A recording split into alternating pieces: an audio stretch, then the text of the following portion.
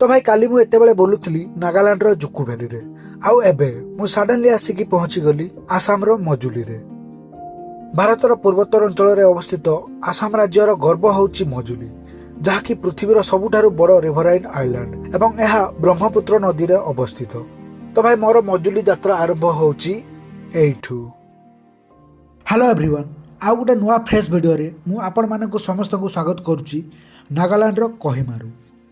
तो भाई पूर्वर आमर प्लान थिला जुक्कू वैली रू ओह्लैला परे आमे पड़ेबा मणिपुर रो इम्फाल को, किंतु मणिपुरी सांग मानकठू मणिपुर रो स्थिति जानिला परे आम प्लान ने टिके चेंज हला एवं आमे एइठू जाउचू आसाम रो मजुली को।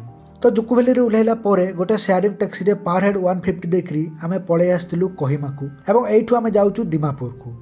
एबे टाइम हे गला संध्या 6:30 एवं आमे आसिकी पहुंची गलु दिमापुर रेलवे स्टेशन रे। तो भाई भयंकर निद लगुची, तो 8टा बेले आमर ट्रेन अच्छी एवं आमे एइठू जाउचू जोरहट को।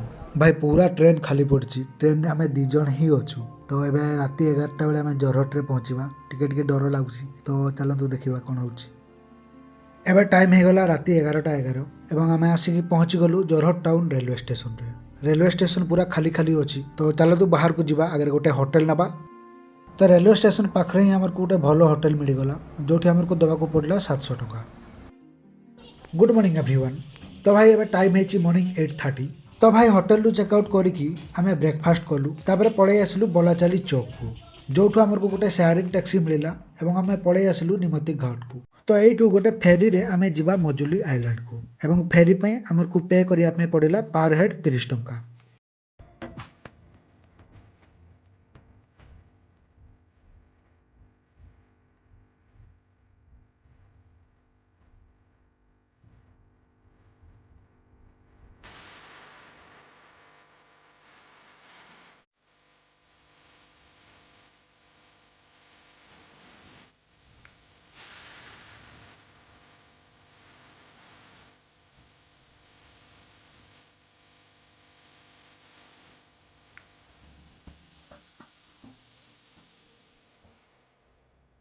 तो भाई गोटे घंटार मेमोरेबल फेरी राइड पर आमे आसिकी पहुंची गले मजुली आइलैंड रे। फेरी रे ओह्लैला परे आमे गोटे शेयरिंग टैक्सी नेकी जाउचू टाउन भीतर को। तो एबे आमे जो रास्ता रे जाउचू सेही रास्ता रे वर्षा दिन रे पूरा पानी थाई। एबे ब्रह्मपुत्र नदी रे टिके पानी कम अछि, तो सेत पई एई जगह रे एबे पानी नाही।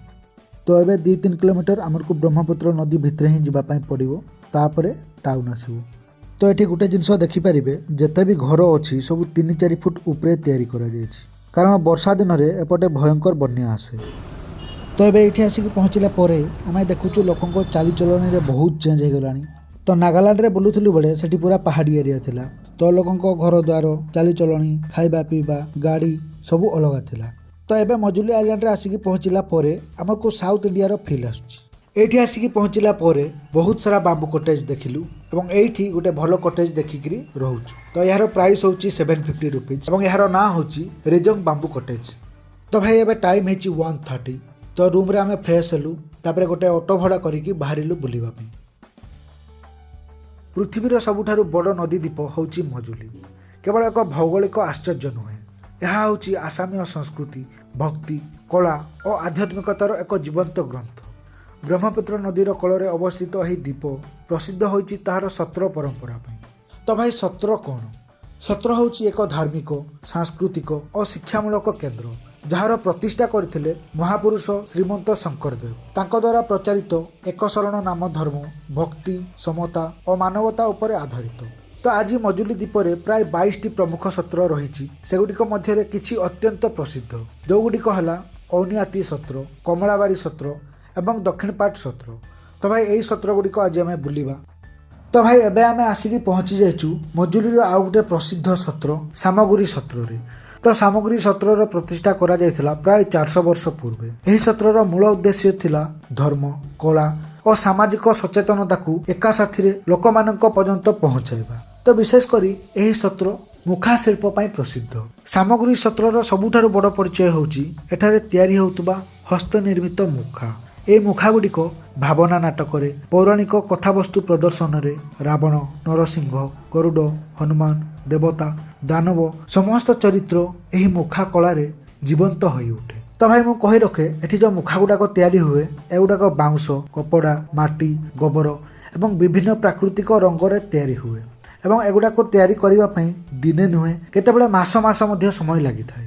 ତ ଏବେ ସାମଗ୍ରୀ ସତ୍ରର ଯିଏ ସତ୍ରାଧିକାର ଅଛନ୍ତି ଶ୍ରୀ ହେମଚନ୍ଦ୍ର ଗୋସ୍ୱାମୀଜୀ ସେ ମୁଖା ଶିଳ୍ପ ପାଇଁ 2023 ମସିହାରେ ରାଷ୍ଟ୍ରପତିଙ୍କ ଠାରୁ ପଦ୍ମଶ୍ରୀ ଆୱାର୍ଡ଼ ମଧ୍ୟ ପାଇଛନ୍ତି ଏବଂ ଏହା ସହିତ ଆହୁରି ବହୁତ ସାରା ପ୍ରାଇଜ୍ ମଧ୍ୟ ପାଇଛନ୍ତି।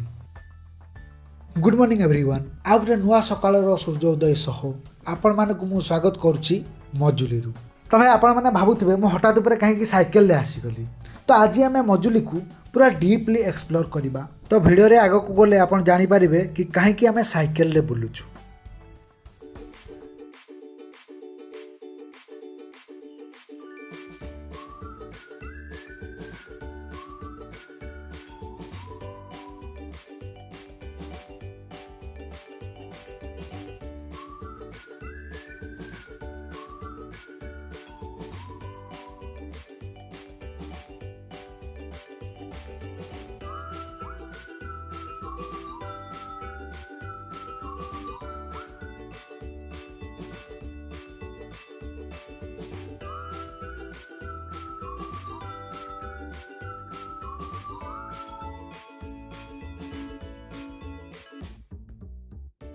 तो भाई बाउंस पुलरे नदी पारी हेबा परे एबे देखि पारुथबे तीनिटा डंगारे आमे एका संगरे नदी क्रॉस करूछु। तो एक्साइटमेंट बहुत लागुची या संगरे डर भी बहुत लागुची।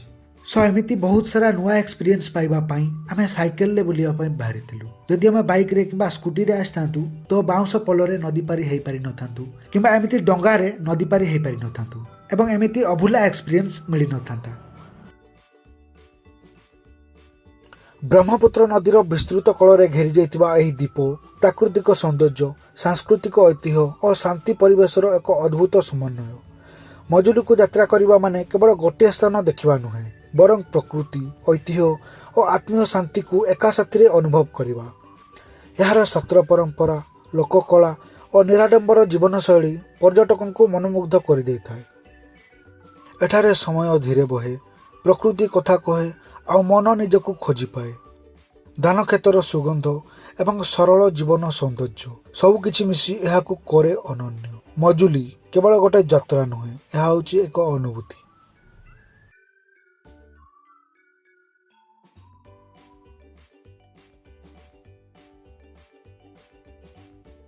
तो एबे टाइम हो गला 12:30। तो गोटे बढ़िया लंच करूचु तापरे रिटर्न करवा निमती घाट को।